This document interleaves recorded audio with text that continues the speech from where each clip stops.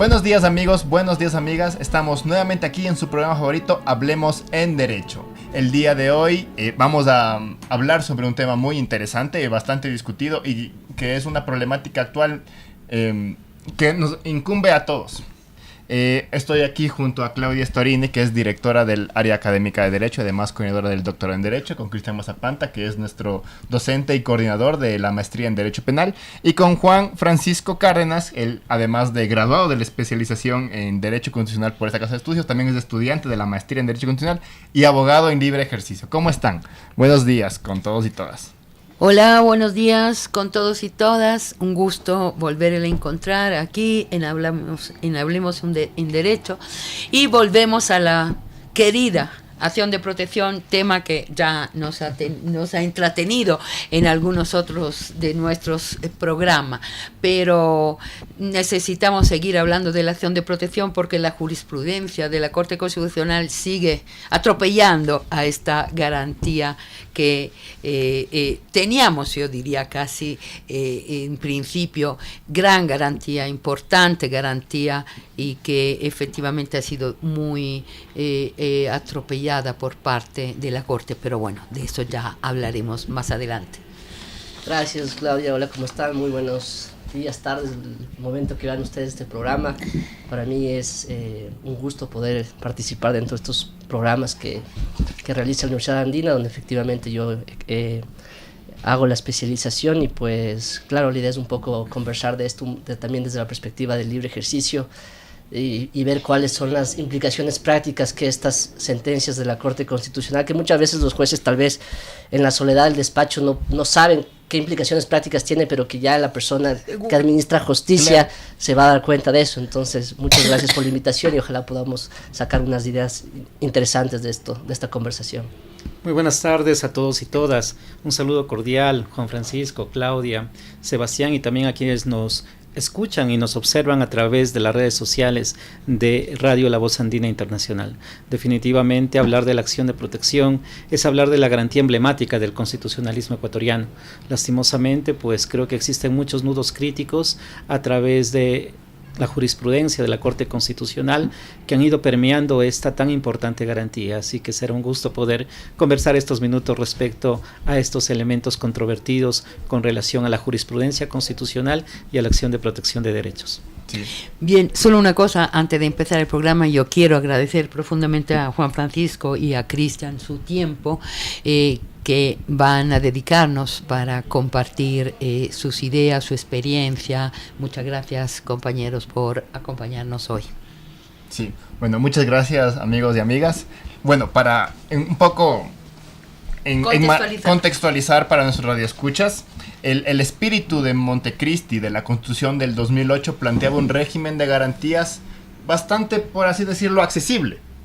La idea era, incluso se puede presentar una garantía jurisdiccional de manera oral, no hace falta en algunos casos patrocinio de abogados. La idea era que todos nosotros como ciudadanos y como sujetos de derecho podríamos reclamar ante los órganos de justicia por nuestros derechos mediante las garantías jurisdiccionales constitucionales. Ahora, a partir de varios fallos de la Corte Constitucional, a partir de muchos, aquí, esta es una lista que obtuve de la cuenta de Twitter de la Corte, dice, y hay al menos 32 sentencias actualizadas hasta noviembre de 2025 sobre la manifiesta improcedencia, o sea, manifiestamente no se podría aplicar. Sí. La idea es que la acción de protección va cuando no existe otra vía que podría tutelar ese derecho. Entonces, perdón, solo quiero, el sistema de garantía es un sistema complejo, ¿no? Y de hecho hablamos de garantismo en la Constitución. Hay varias garantías. La mayoría de ellas son garantías, bueno, algunas de ellas cubren un solo derecho, ¿no? Como el habeas data o el acceso a la información pública, por ejemplo. Luego tenemos el habeas corpus, que es una garantía que se dirige fundamentalmente a la garantía del derecho de la libertad de las personas y que ha tenido una expansión por parte no solo del constituyente de Ecuador y de la Ley Orgánica de Garantía Jurisdiccional y Control de Constitucionalidad, sino sobre todo a nivel interamericano. La habeas corpus ha ido cubriendo otros derechos y digamos que probablemente, y sobre todo los derechos de una categoría de personas, que son las personas privadas de libertad. Por lo tanto, ahí tenemos estos nichos, ¿no?, de derechos que están garantizados. Y luego la Constitución de Ecuador ha previsto una garantía que cubre de manera horizontal todos los derechos, excepción hecha de aquellos que ya están cubiertos por parte de una garantía específica. Por lo tanto, digamos que la importancia de la acción de protección reside en el hecho de que es la garantía que cubre y que nos protege, que nos ampara frente a la violación de todos aquellos derechos que pueden ser violados, bien por parte de personas privadas o bien por parte de el Estado, ¿sí?, de los diferentes órganos estatales, excepción hecha del Poder Judicial, porque cuando el Poder Judicial viola nuestros derechos, entonces tenemos otra acción, que es la acción extraordinaria de protección, que solo cubre, nos protege de las violaciones de derechos llevadas a cabo por parte del Poder Judicial. Pero el resto, digamos, de los poderes estatales y todos los actos que cumplen violación de nuestros derechos pueden ir a acción de protección, ¿ya? Con un tema, o sea, una añadidura en la práctica, todos sabemos que normalmente la mayoría de actuaciones, digamos, arbitrarias que se pueden generar es a propósito de estos actos de administración pública no judicial, claro, justamente que es el objeto de la acción de protección, y no solo porque es, digamos, la importancia, además de que es la garantía que protege todos los derechos por excepción de aquellos que están protegidos por otra garantía en específico, también en la práctica sería aquella garantía que se puede activar frente a los actos que son más comunes entre los particulares y el Estado, que normalmente las relaciones particularmente entre el Estado es todo lo que hay.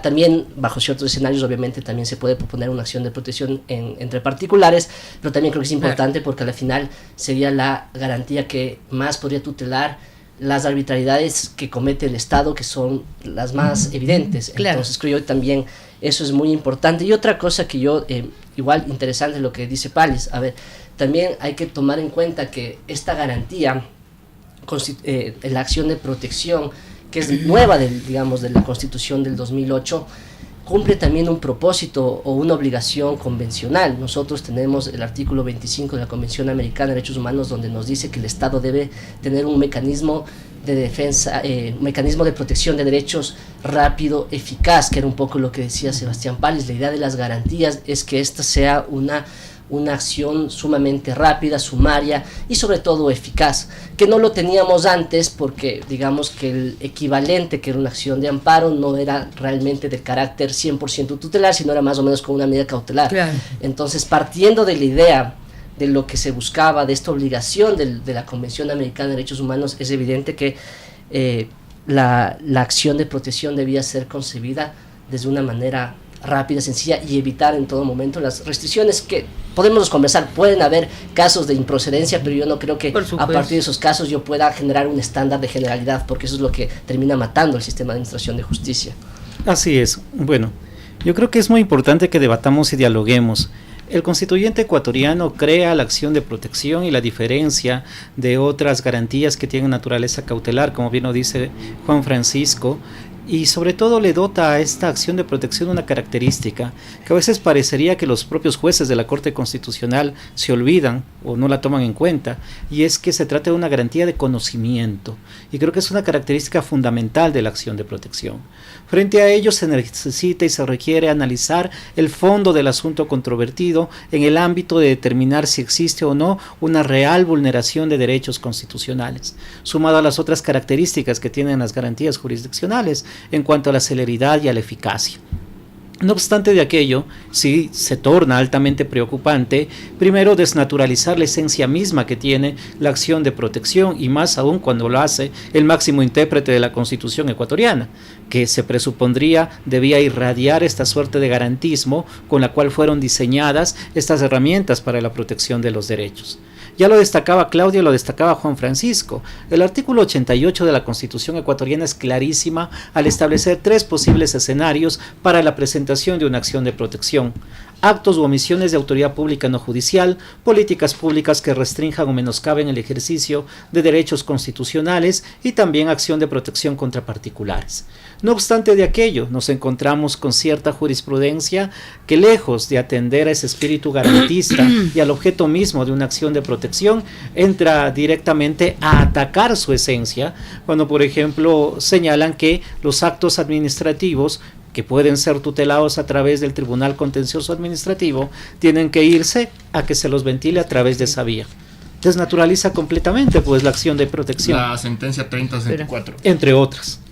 Sobre todo esa es la última que se emitió. Pero miren, lo más grave, y claro, yo he venido hablando varios años de mutación constitucional, es que si ya de por sí la mutación constitucional es altamente cuestionable, ¿verdad? Porque te estás, de cierta manera, saltando, ¿verdad?, la rigurosidad que debe tener la norma constitucional por parte ni siquiera de 9 jueces, sino de 5 para generar una mayoría, mucho más cuando ese tipo de cambios terminan siendo altamente regresivos al ámbito de la tutela de derechos y a las garantías jurisdiccionales. Y claro, bajo esa perspectiva podemos ver que se han atacado a los 3 escenarios de una acción de protección. ¿Por qué? Porque ahora se habla de actos administrativos que no podrían ser tutelados a través de una acción de protección de derechos. Entonces quedamos sin primer escenario fundamental, acto u omisión de autoridad pública no judicial. Hay sentencias que determinan que no se puede presentar una acción de protección frente a políticas públicas que involucren una afectación al presupuesto general del Estado. Y la pregunta es obvia, toda política pública necesita un impacto en el presupuesto general del Estado. Más aún, todavía es obligación contar con el presupuesto para el diseño de la política pública. También relativiza entonces un segundo escenario de la acción de protección. Y el tercero, porque prácticamente también en estos casos de manifiesta improcedencia, también se ataca fuertemente a la relación entre particulares, en donde un privado también genera vulneraciones a derechos y puede generar daños que sean irreparables, que sean irreversibles. Bajo ese mismo escenario, la Corte ha empezado una línea jurisprudencial de manifiesta improcedencia también frente a particulares, diciéndote que no cabe respecto a contratos, que no cabe respecto a temas laborales, que no cabe respecto a visto bueno, y entonces la pregunta es, ¿dentro de qué escenario ahora va a caber una acción de protección de derechos? Entonces creo que sí hay que ser bastante críticos respecto a esta línea que está marcando la Corte Constitucional, sobre todo dentro del paradigma garantista que se presupone que tenemos en un modelo de Estado constitucional. Sí, yo creo que para que nos puedan entender todos y todas, sería tal vez importante explicar cuál es el problema de la acción de protección y por qué la Corte ha intentado de manera bastante desordenada y, como acaba de demostrar Cristian, también yo hasta creo arbitraria, porque ha ido desnaturalizando la acción. El problema que, como habéis escuchado, ¿qué le hemos dicho nosotros? Que la acción de protección protege todos aquellos derechos que no están cubiertos por otras acciones. Pero entonces tenemos que preguntarnos, pero a ver, ¿quién es el primer y fundamental garante de los derechos de las personas? Evidentemente son los jueces ordinarios. En su quehacer es todos los días los jueces civiles garantizan derechos que están en el Código Civil, los jueces de familia, los jueces. Por lo tanto, el ordenamiento jurídico ya tiene un nivel en el que se protegen los derechos, ¿no? Que es el nivel ordinario, cotidiano. Y resulta que además de este nivel tenemos otro nivel paralelo que exactamente es la acción de protección, ¿no? Que cubre los mismos idénticos derechos. Es decir, el mismo derecho tiene como 2 niveles de protecciones, uno ordinario y uno especial, si queremos, que es la acción de protección. Entonces, claro, la primera pregunta que hay que hacerse es, bien, ¿cuáles son los requisitos que me abren de la vía ordinaria la vía para acceder a la acción de protección, que es subsidiaria, que entra como Superman, entra y ayuda y apoya a las acciones ordinarias?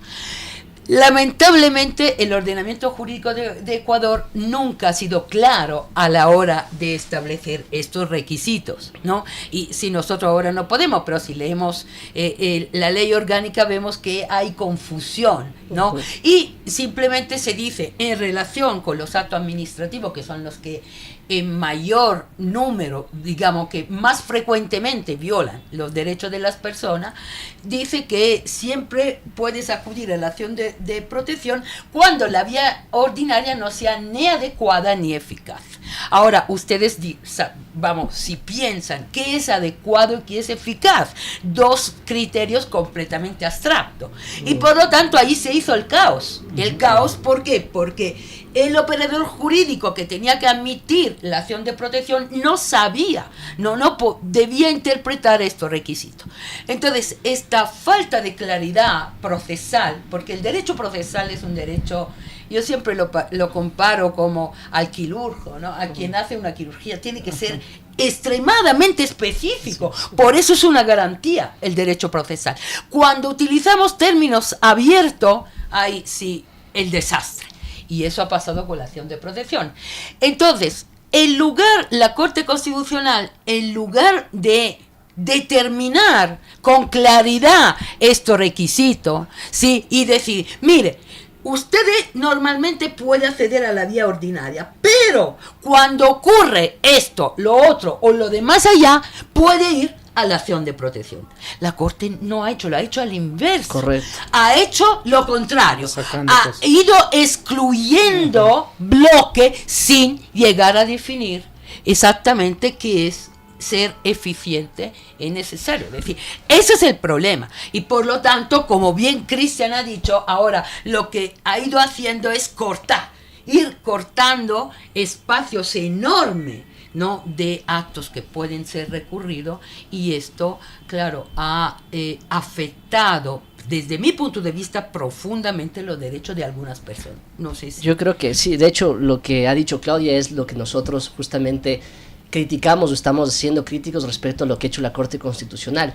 La Corte debería utilizar sus facultades, tanto la de selección y revisión, cuanto incluso a través de la acción extraordinaria, porque también emite, para poder determinar cuáles son los escenarios a través de los cuales estamos dentro del núcleo duro del derecho, es decir, de aquel derecho que sí es tutelable a través de las garantías jurisdiccionales, pero no lo ha hecho. Ahora, un poco para el contexto, para nosotros saber, porque aquí hay un recorrido que hay que hacerlo para poder entender, porque incluso lo que ha dicho la Corte Constitucional básicamente es retroceder al menos 10 años de lo que alguna vez se trató de evitar.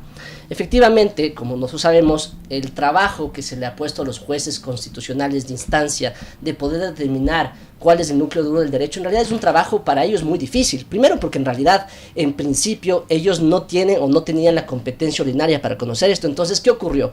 Los jueces constitucionales, desde mi punto de vista, ante esta dificultad que tenían, hubo un primer momento donde simplemente desestimaban prácticamente de manera liminar toda acción de protección, diciendo que se podía siempre cuestionar ante el contencioso administrativo.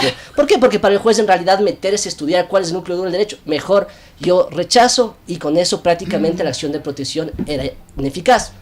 ¿Qué es lo que ocurre? La Corte Constitucional saca la sentencia 00116 PJOCC, me parece, donde se determina o donde cambia y dice, no, a ver, jueces constitucionales, hoy por hoy, ya no, ustedes no pueden decir simplemente, sin entrar a analizar cuál es el fondo del asunto, una garantía de conocimiento, como bien lo dijo Cristian, ustedes no pueden simplemente decir que como es un acto administrativo, deben ir al contencioso administrativo, por lo tanto siempre deben hacer un análisis acerca de la real vulneración de derechos sobre la base de lo que se ha aprobado en el proceso, y solo una vez que entren a analizar, ustedes podrán determinar si efectivamente la acción de protección es o no es adecuada o eficaz.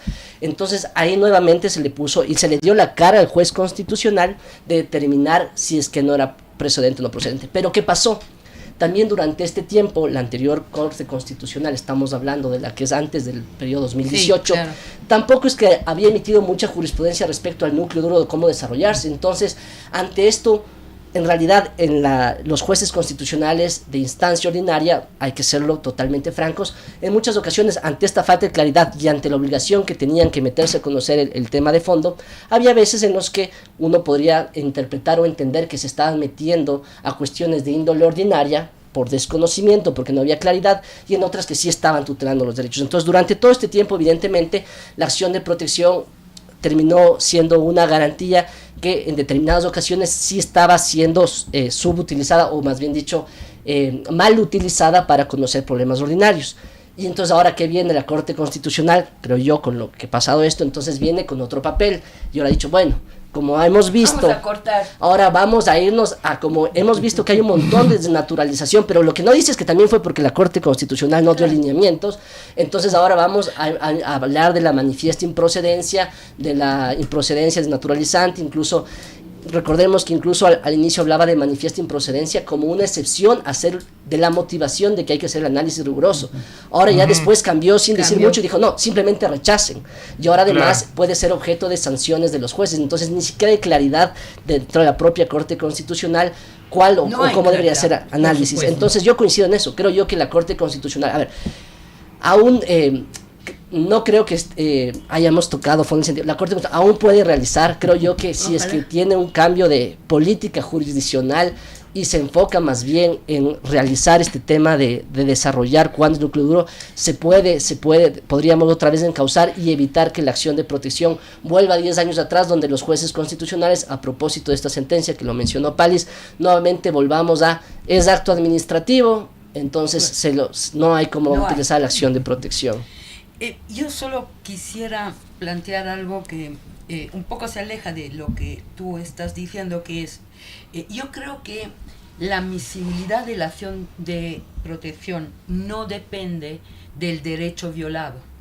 Yo creo que los elementos que permiten que entre la acción de protección son dos.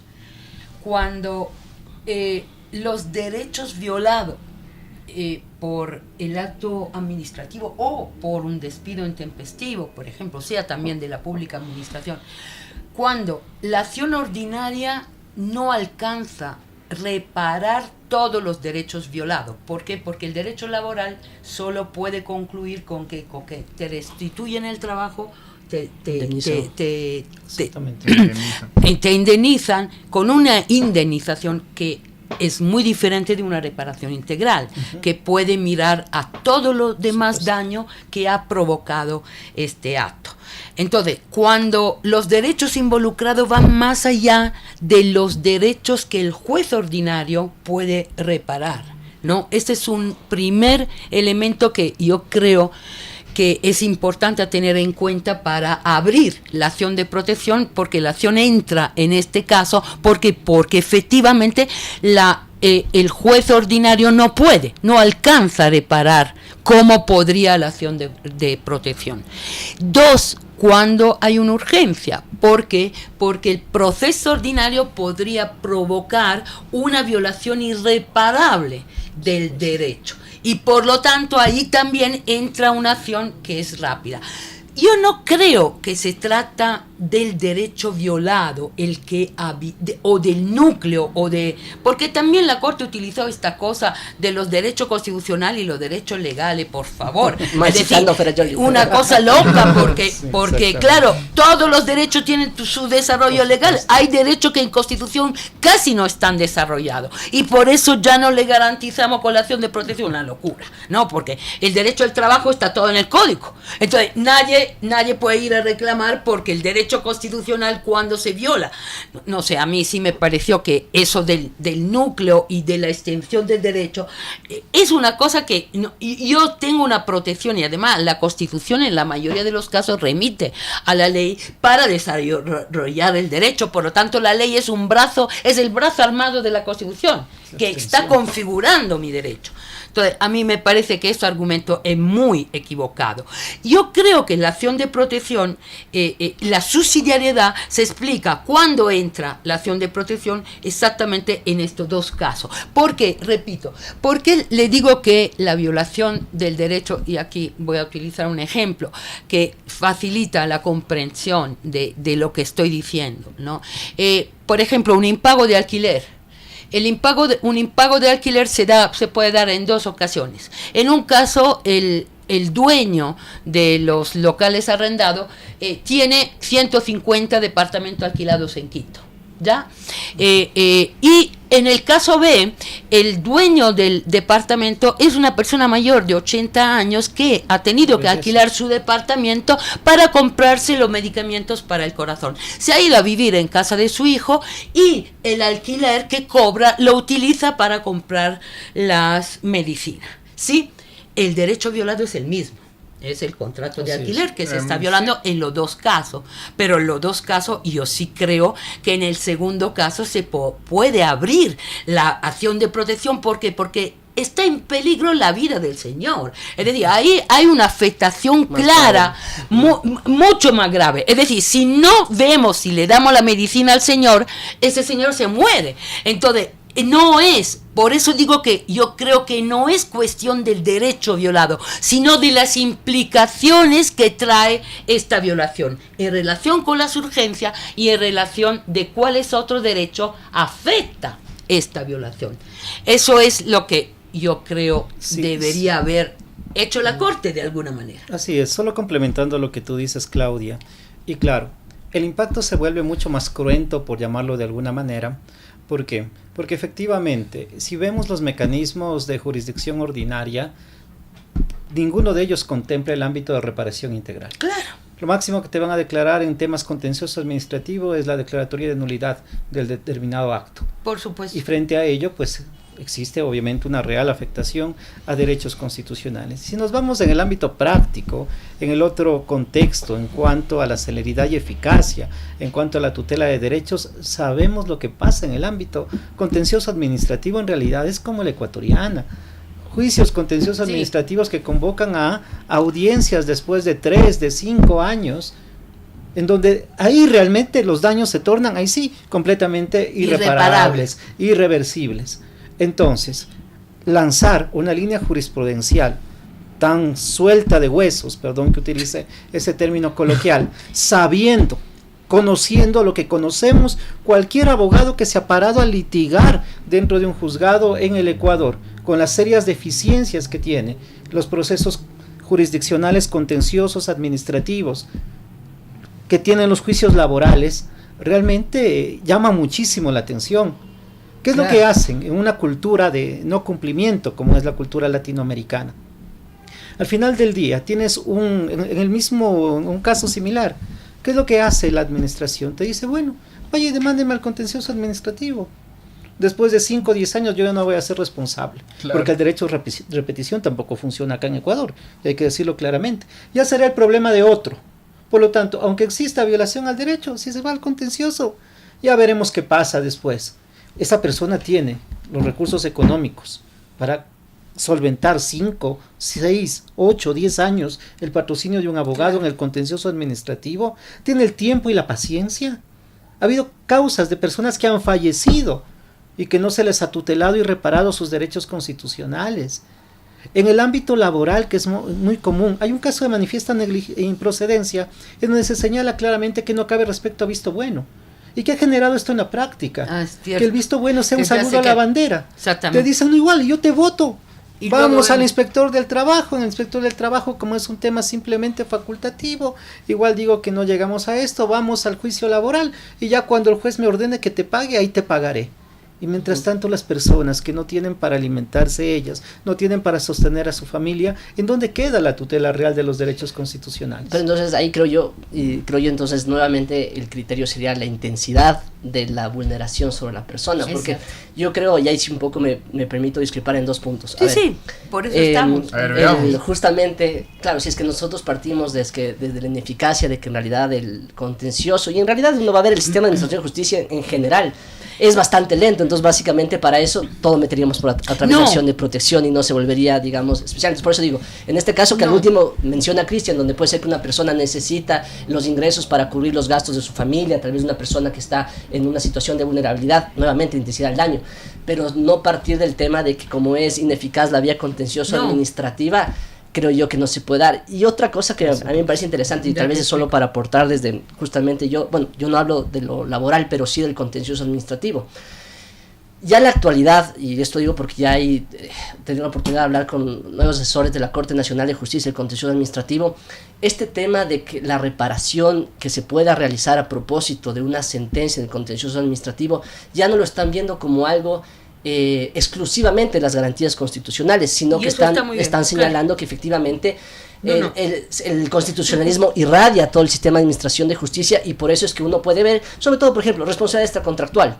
Uno analiza cuál fue el impacto en el proyecto de vida de la persona, cuál es la mejor manera de reparar esos derechos constitucionales, que muchas veces incluso las reparaciones terminan siendo, creo yo, más allá del tiempo que ha durado un juicio de estos en el contencioso, termina siendo mucho más efectivo, porque ya en la práctica también hay jueces constitucionales de instancia ordinaria que no se atreven, por ejemplo, a mandarse una indemnización sumamente alta, o a decirle al Estado que deberá realizar terapias hasta que el niño crezca y se pueda recuperar en determinados casos, por ese miedo, porque obviamente no es lo mismo un juez de instancia a un tribunal contencioso administrativo que está acostumbrado a fallar en contra del Estado. Entonces creo yo que eso tal vez de la reparación es algo que más bien no implicaría que los otros jueces contenciosos podrían aplicarlo. Sí coincido en que tal vez lo que habría que ver es la intensidad del daño, y ahí es un tema ya casuístico, y justamente por ser casuístico no es que podemos poner reglas generales de manifiesta improcedencia en todos estos casos. Claro, exactamente. Claro. Y yo sí creo eso. Sí hay juezas que más o menos en algún momento tratan de decir por si acaso, pero eso no implica que en otras ocasiones se deba analizar. Por ahí más o menos dejan la salvedad, pero creo yo que los jueces constitucionales de instancia ordinaria no leen esa salvedad y prefieren aplicar la regla, y eso es lo que dice Juan Francisco, permíteme, es muy importante, porque creo que el mayor peligro que tiene esta jurisprudencia es que está queriendo generar un concepto homogeneizante como elemento de exclusión, y ese es el error, porque hay particularismos que necesitan ser analizados y que tienen cabida dentro de la esfera constitucional, y dentro de una cultura altamente positivista de nuestros jueces, porque hay que decirlos, ¿ok? Tienen o malinterpretan un párrafo de una sentencia de la Corte Constitucional y lo toman como norma escrita absolutamente en piedra, y por lo tanto la aplican a rajatabla, sin ni siquiera a veces ni siquiera leer el contenido o el contexto general de lo que dice una sentencia. Y esto se ha tornado altamente peligroso. ¿Por qué? Porque ya lo dijeron aquí. La propia Corte Constitucional, sentencia 1580-18EP/23, señala que ni siquiera se necesita generar una mínima carga de motivación cuando se invoca una manifiesta improcedencia de una acción de protección de derechos constitucionales. Y ahí sí, pues se torna altamente, por llamarlo de alguna manera, caótico, porque el operador de justicia, en gran medida, hay excepciones muy valiosas, como no puede ser de otra manera, de jueces, pero la gran mayoría de jueces está utilizando esta figura de manifiesta improcedencia simplemente para hacerse un lavado de manos, y dicen: esta es una papa caliente, ya ni siquiera me detengo a ver si se trata de una persona que tiene 100 casas o de una persona que está subsistiendo con un mísero arriendo para comprarse medicamentos antirretrovirales, sino que dice, como ya se dijo por parte de la Corte Constitucional, esto es manifiesta improcedencia, y en primera providencia terminan invocándola inherente. El ejemplo práctico que pasó eso, y uno puede ver, fue con esta sentencia 2006-18 P24-25, claro, que señalaba que la terminación de nombramientos provisionales o las controversias no podían ir a través, digamos, por regla general sería ante el contencioso y de manera excepcional. Y claro, si uno vamos a lo propio que ha dicho la Corte Constitucional, esa regla era un precedente que se emitió en esa sentencia. La respuesta es no, claro, porque de hecho esa sentencia lo que hace es aplicar la excepción, porque era resolver un caso de una mujer embarazada. Entonces, si es que uno va y uno hace este estudio de decir, ese párrafo 42 o 41 y 42 o 50, no me acuerdo cuál es el párrafo, donde dice, realmente era una regla precedente que los operadores jurídicos estaban en obligación de aplicar como si fuera en sentido estricto, la respuesta es que no, pero aún así los jueces constitucionales utilizaron la sentencia para justamente decir que ya el día de mañana no se pueden. Entonces, ni siquiera entendiendo, porque como dice Cristian, no muchos operadores de justicia dan ese trabajo de decir, a ver, lo que está diciendo la Corte Constitucional en este párrafo, que muchas veces puede ser aislado, constituye el análisis, el núcleo de la decisión, la ratio decidendi para yo poder aplicar los casos. No hacen eso, cogen el párrafo aislado y lo aplican. Y algo más, y que de hecho yo justo pude revisar a propósito de la invitación que me realizaron. La propia Corte Constitucional, en la sentencia donde ya habla de la donde hace esta diferencia entre la manifiesta improcedencia y este tema desnaturalizante, la improcedencia desnaturalizante, utiliza la sentencia esta 2006-18 EP24 para decir, sí, en este caso la Corte Constitucional emitió una regla precedente. Es decir, hasta ellos porque no era precedente, nunca fue precedente, pero en la práctica eso implicó que al día de hoy los operadores de justicia simplemente dicen nombramiento provisional, muchas veces esa terminación de nombramiento, por muy nombramiento provisional que sea, puede estar implicado un tema de discriminación, o puede estar implicado de un tema de que existen personas que están al cuidado, claro, o sea, digamos, no necesariamente de los ejemplos que ha dado la Corte Constitucional, porque hay, digamos, que los jueces son más, pero hay muchas ocasiones en las que el escenario que rodea la terminación de nombramiento justamente necesita de una vía rápida y eficaz, pero los jueces no lo aplican. Entonces, creo que el ejemplo palpable de las connotaciones digamos, negativas que puede tener esta jurisprudencia que emite la Corte es la del 2006, y creo yo lamentablemente que ahora también con esta sentencia, la 366 3064 va a ser la misma. 3064 las dos 22 de sentencias P25 prácticamente van a ser aplicadas, y creo yo que eso no va a menos que la Corte Constitucional nuevamente enrumbe y diga no y recule este tema. Sí, yo solo quería decir una cosa. Bueno, primero que ya hicimos un podcast de la sentencia 2006, que por cierto es el más escuchado de este programa. Ahí si quieren pueden verlo. Y otro tema que, bueno, tanto en la 2006 como en el 3064, a la final se pone en gran riesgo el erario del Estado. Porque si es que no puedo acudir a la acción de protección y tengo que ir al contencioso después de 10 años, quien sufre finalmente el Estado va a desangrarse en recursos, precautelando derechos que pudieron haberse precautelado de otra vía. Sí, yo quiero volver en lo que sí me parece interesante, pero sigo pensando que los criterios que tiene que determinar son exactamente los criterios que sirven desde los hechos para determinar el paso o no a la acción de protección. Pero no es el análisis del derecho violado, sino de los hechos, de cómo los hechos provocan esta violación del derecho y cuáles son las repercusiones. Por ejemplo, en derecho laboral, si tú lo piensas, hay casos que, ponte, un trabajador, despido intempestivo de un trabajador que plantea la acción de protección y ya tiene otro trabajo mejor remunerado que el anterior. Ese señor que se vaya a la vía ordinaria, yo no tengo duda. ¿Por qué? Porque tiene su sueldo, el sueldo está mejor. Ya veremos lo que pasa cuando resuelva el juez, sea 1, 2, 3, 4 años. Caso de despido de una mujer embarazada que ha tenido una depresión, que ha sido discriminada y que tiene una hija y además no es soltera. Entonces, a mí sí me parece que este caso tiene que ir a la acción de protección. ¿Por qué? Porque hay daños que se pueden producir si esperamos la vía ordinaria que ya no podemos reparar. Es decir, a mí me parece que es obvio que siempre puede haber casos donde surga la duda, ¿no? Yo no digo que este criterio simplista, podría parecer simplista, puede resolver todo, pero sí que se pueden dar indicaciones respecto de estos requisitos, ¿me entienden? Es decir, sí que podemos llegar a determinar cuando el caso en concreto necesita que intervenga el juez de garantía en acción de protección, porque si no va a ser un desastre. En el caso antes del alquiler, cuando el señor tenga resuelta su causa, ¿cómo se le repara el daño? Pagando los mismos intereses que le hubiese pagado el banco, porque este señor tendrá toda su plata en un banco, seguro. No necesita este alquiler para sobrevivir si tiene alquilado 150 departamentos. Entonces, yo sí creo que hay que se puede, la Corte podría todavía intervenir ahí para ir determinando, ¿no?, cuáles son estas circunstancias que abren la vía de la acción de protección y evitar que se dejen desprotegidos sectores, un montón de gente, porque ya cierra por ámbito materiales. Todo esto ya no se puede recurrir, ¿no? Sí, solamente quiero complementar un poquito la idea, y me parece muy interesante lo que se ha señalado aquí, y es creo que también existe una falla en el ámbito comunicacional de la Corte. ¿Por qué? Porque transmiten la idea o venden, ¿no?, esta noción desde una perspectiva que ellos mismos no configuran la esencia de las sentencias que están emitiendo.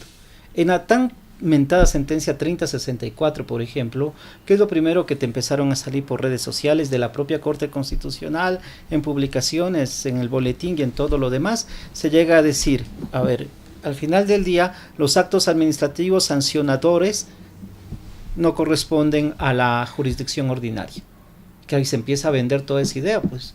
Entonces, ya se empiezan a negar un montón de acciones de protección. ¿Y de qué trataba el caso? De un acto administrativo sancionador por la imposición de una multa económica. Claro. Y ahí es donde se generó esa manifiesta improcedencia, como lo ha dicho la Corte Constitucional. Ahí es no procedente por obvias razones. Claro. Porque lo que se impugnaba era una multa Claro. económica. Pero eso es lo que no se dice, y se lanza solamente la idea con relación a que los actos administrativos sancionadores ya no van a tener cabida a través de una acción de protección. Y te encuentras con un juez De manera que generalizada. tiene claro. ahora un montón, porque yo creo que no son solamente las 30 y tantos, creo que sobrepasan fácil las 60 o 70 sentencias de la Corte Constitucional, en donde la Corte, ese juez, ¿verdad?, anda buscando la varita mágica para negar una acción de protección. Y dice, oh, sorpresa, Twitter, Facebook, me publican que los actos administrativos sancionadores no caben vía acción de protección. Invoco 3064, negada la acción de protección. Y resulta que se ha tratado de un acto administrativo sancionador en donde le discriminaron, qué sé yo, por ser homosexual a una determinada persona. Eso no cabe vía garantía jurisdiccional. Por supuesto que cabe. Por supuesto, pero claro. se malentiende porque también existe una deficiencia en la transmisión comunicacional que tiene la Corte. Sí, incluso en estos resúmenes Exactamente. chiquitos que ponen al inicio, en el copete, en el en los inicio. boletines, en estos logos además que ponen en el boletín de cada sentencia, todo eso da para muchas confusiones. Tiene que ser muy cuidadosos en cómo transmiten también esta información, porque de lo contrario, en una cultura como la ecuatoriana, que tenemos reverencialismo y decimos que por poco lo que dice la Corte Constitucional es casi palabra divina, pues terminamos generando jueces que terminan siendo autómatas y que sacrifican un montón de derechos por este tipo. Desde mi punto de vista, y me hago responsable de lo que digo, línea jurisprudencial errada que ha venido marcando la Corte Constitucional del Ecuador. Claro. Bueno, algo más que quisieran. Creo que hemos abordado todo el tema, ¿no? No, nada más agradecer. Me pareció súper interesante. Me quedé pensando en el tema de la intensidad del daño. Creo que nunca lo había abordado así. Porque, bueno, siempre el tema del núcleo duro siempre fue un tema súper debatible. Y de hecho, a propósito de lo que dijo Cristian ahorita, a ver, nosotros, por ejemplo, desde el punto de vista práctico, nosotros también se utilizan las garantías. Por ejemplo, las que más uno utiliza dentro del ámbito práctico de la acción de protección, y seguramente son las del 80%, son violaciones a las garantías del debido proceso. Es decir, si dentro de un procedimiento disciplinario sancionador no me permitieron ejercer el derecho a la defensa, no me notificaron correctamente y me imponen una sanción por mucho que, digamos, puede ser una multa, finalmente todo ese procedimiento es violación del derecho al debido proceso, y lo que corresponde es dejarlo sin efecto. Ahí, claro, ahí la discusión es, y tal vez ahí voy nuevamente tomando lo que dice Claudio, a ver, ¿será que es lo mismo que yo le haya impuesto una multa violando el debido proceso a una persona que tal vez con esa multa el día de mañana prácticamente se le va todo el patrimonio, queda en insolvencia, nos pongamos por escenarios, o que lo hagan a una compañía?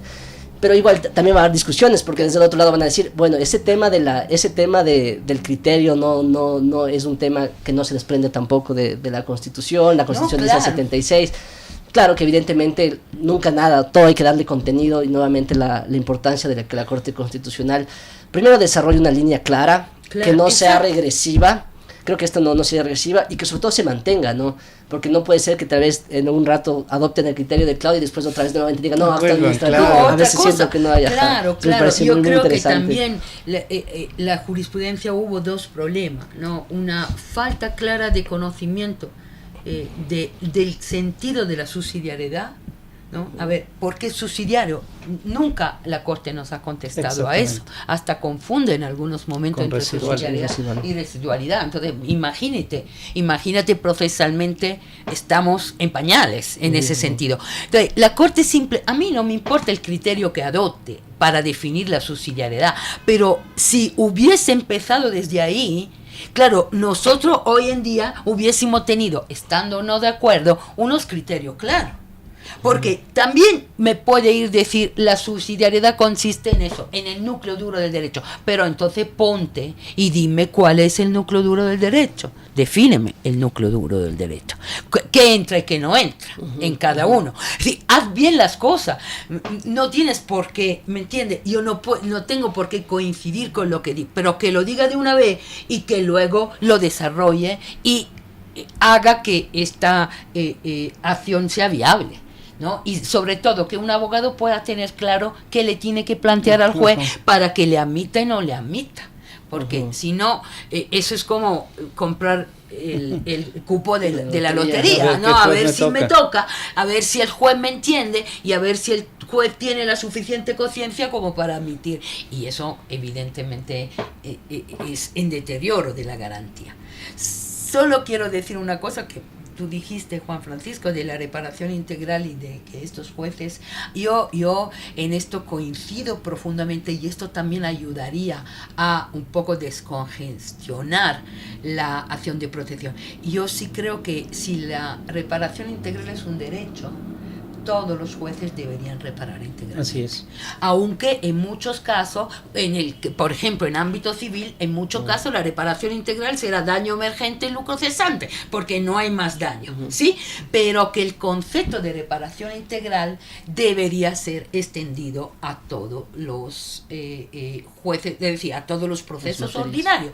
Todo juez, ¿por qué? Porque si no, entramos en una contradicción, porque si es un derecho, yo debería tener este derecho frente a cualquier proceso y no solo a los procesos que están indicados por la Constitución, que son las acciones y los procesos penales, ¿no? Yo sí creo, y eso resolvería problemas también a la acción de protección. ¿Por qué? Porque yo ya en muchos casos no sería solo una cuestión de urgencia, quedaría solo la urgencia, ¿no? Y la urgencia es muy fácil de determinar, ¿sí? ¿Por qué? Porque si un juez puede determinar si algo es urgente o no, o puede irse al proceso ordinario. Sí, solo quiero cerrar con una ideita justamente que señalaba la Clau y que tal vez puede dar lugar a otro programa de Hablemos en Derecho. Y es, sí, a ver, efectivamente, ¿y por qué es tan peligroso que se deje sueltos de cierta manera este tipo de criterios dentro de sentencias constitucionales? Y cito lo del contencioso administrativo. La Corte Constitucional del Ecuador, en una de sus sentencias, terminó diciendo que en el concepto de reparación integral solamente se deberá observar lo que dice la parte resolutiva de la sentencia. Y esto realmente, quien litiga lo sabe perfectamente, genera un problema grandísimo en el contencioso administrativo. Porque hay sentencias en donde el juez de instancia dispone que se haga una reparación económica y que se cuantifique dentro del contencioso administrativo. Y llega al contencioso administrativo y te encuentras con ¿qué? ¿Qué cuantifico? Dice, ¿qué cuantifico? Claro. Exactamente. Y te dice, no podía hacerlo, devuélvase al juez de instancia. O hay otros, en cambio, ¿verdad?, en donde el juez incluso dice que se pague haberes dejados de percibir. Y remite al contencioso administrativo aplicando la sentencia 1116 SISCC, y el contencioso administrativo te dice, pero es que en la parte resolutiva no dice cuantifique por parte del contencioso administrativo. Exacto. Aquí solamente está invocando una sentencia 1116 SISCC, pero la Corte ya dijo que si es que no se lo dice textualmente en la parte decisoria, pues no podemos hacerlo. Cuando es una leguleyada, porque obviamente la sentencia 1116 ICC determina que el órgano va a ser el contencioso administrativo. A eso es justamente lo que yo le temo. A que en una cultura altamente positivista como la que tienen nuestros operadores de justicia, se tomen de estos formalismos extremos sacrificando derechos, y es lo que está pasando en la realidad ecuatoriana, lastimosamente. Bueno, qué pena. La verdad, qué pena. Yo siento mucha pena porque creo que la acción de protección hubiese podido ser un instrumento realmente potente en la columna de las garantías, y con una cosa, con el otra, con todos estos errores que yo creo que en primera instancia cometió el legislador a la hora de redactar la Ley Orgánica de Garantía Jurisdiccional y Control de Constitucionalidad.